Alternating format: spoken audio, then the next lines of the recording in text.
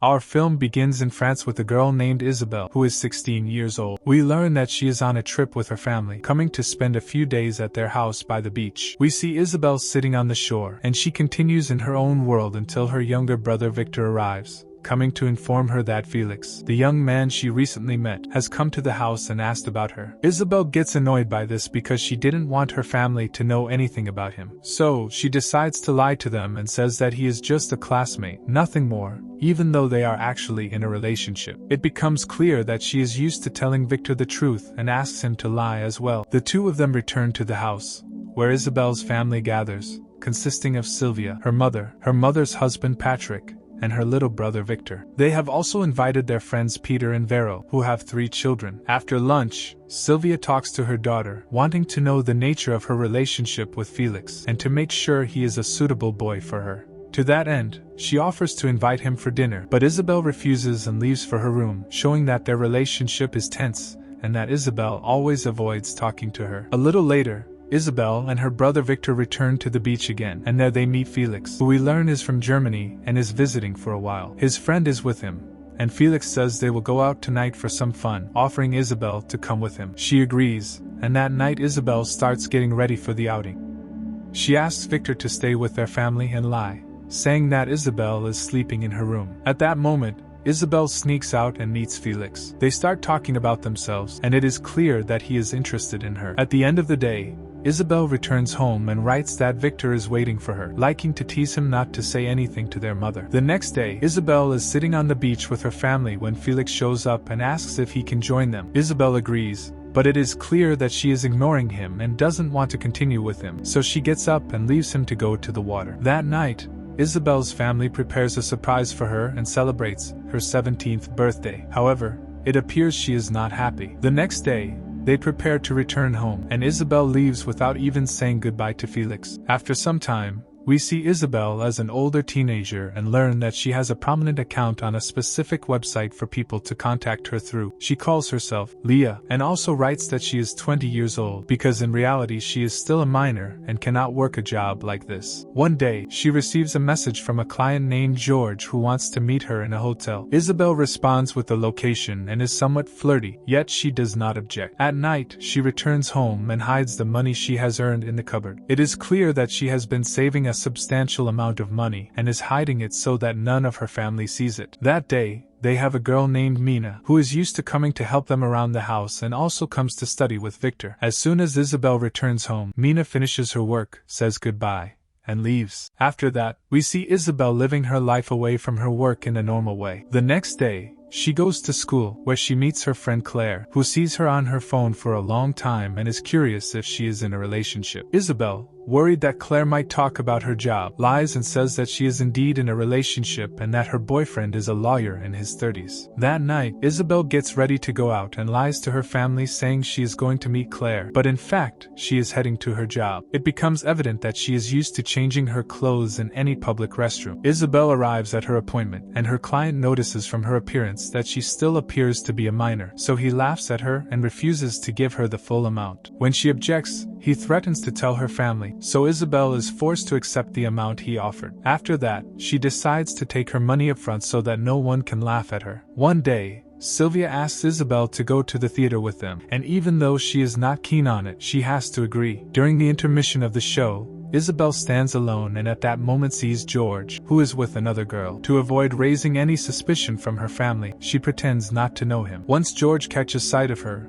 he gets nervous, takes the girl with him, and they leave, and the second part of the show begins. Meanwhile, Isabelle receives a message from George asking to meet her again at the same place. When Isabelle arrives to meet him, it is evident that George has begun to develop feelings for her. He asks if she loves theater, and Isabelle tells him that she was forced to go for her mother's sake. Their meetings continue for a long time, and one day George decides to open up about himself, saying he was a bad and negligent father to his daughter. We learn that the girl he was with at the theater was his daughter, and it is clear that George regrets his neglect of her over the years and is trying to make it up to her lately. He also mentions that his relationship with his wife is strained and that he's trying to fix it. When he asks Isabelle about her relationship with her father, she changes the subject, and it appears that she doesn't like to talk about him. That day, George suddenly dies while he is with her, and even though Isabel tries to save him, she fails. She appears terrified, grabs her belongings, and rushes out before anyone knows what happened. Isabel returns home and resumes her life as if nothing had happened. After a while, we see the police visiting Sylvia at her office after they continue to investigate George's death until they learn everything about Isabel. They tell Sylvia what they have discovered, that her daughter is working as a well-known escort named Leah. Sylvia is shocked and refuses to believe the truth, assuring the investigator that there is no suspicion of murder. Because of this,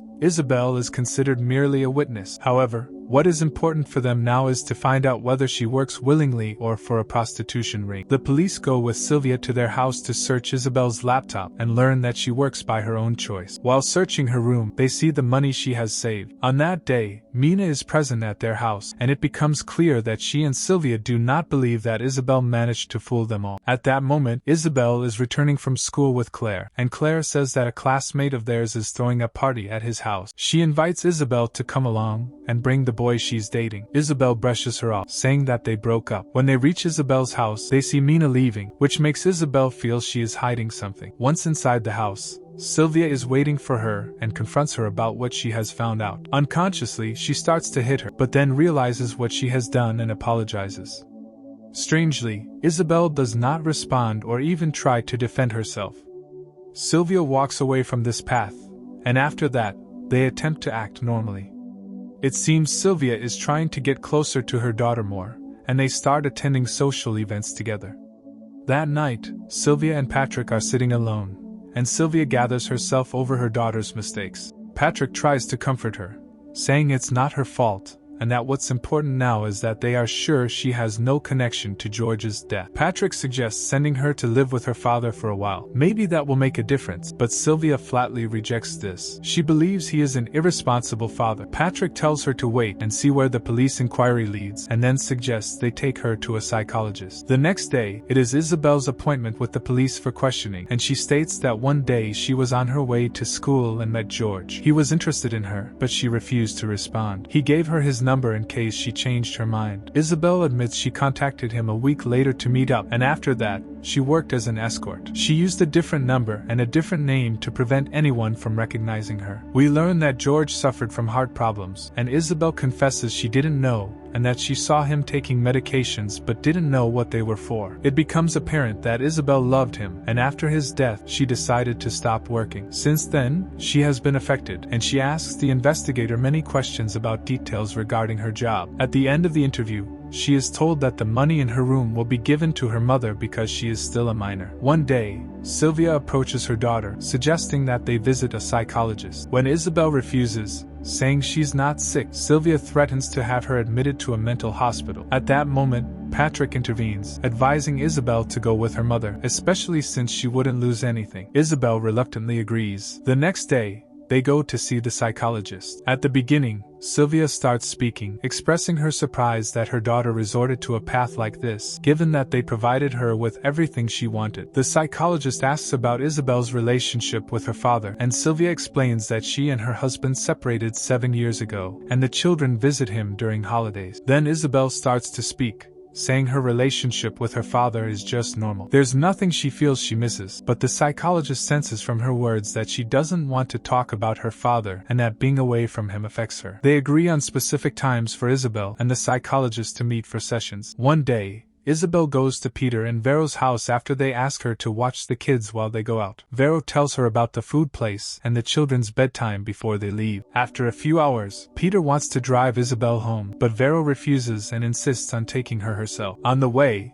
Isabel asks her why she did that, and Vero claims it's because she wanted to let Peter sleep early. But Isabel knows she is worried about Peter because of what she has heard about Isabel. Isabel returns home, where Patrick is staying up late watching TV. He takes the opportunity to talk to her, asking her to get closer to her mother and to confide in her about the reasons for her behavior. He believes she needs to know the truth. At that moment, Sylvia wakes up from her sleep and hears them talking. Isabel goes to her room, and later she speaks with Patrick, who suggests sending Isabel to boarding school since they don't know how to deal with her. But Sylvia says she is still not sure about that decision and enters to talk to her daughter, suggesting they travel to London, just the two of them, for a vacation. However, Isabel refuses, which surprises Sylvia, who wonders why she is acting this way toward them. She asks about the sessions with the psychologist, but as usual, Isabel refuses to share anything, saying they are just ordinary sessions that have no benefit. One day, Isabel has a session with the psychologist, and she begins to talk about George, admitting that she loved him. That's why after his death, she decided to quit her job. She also states that she feels guilty, and later, at school, Isabel is in class one day, and at the end of it, she meets Claire, who is sitting alone and crying. When Isabel asks her why, Claire says the guy she was dating has been ignoring her. Isabel comforts her, but then changes the subject, thinking about the party they will have at a friend's house. Although Isabel is not used to such parties, she decides to go so that Claire won't be alone. The girls arrive at the party, where Isabel meets a classmate named Alex, who admits he has been interested in her for a while. They hang out,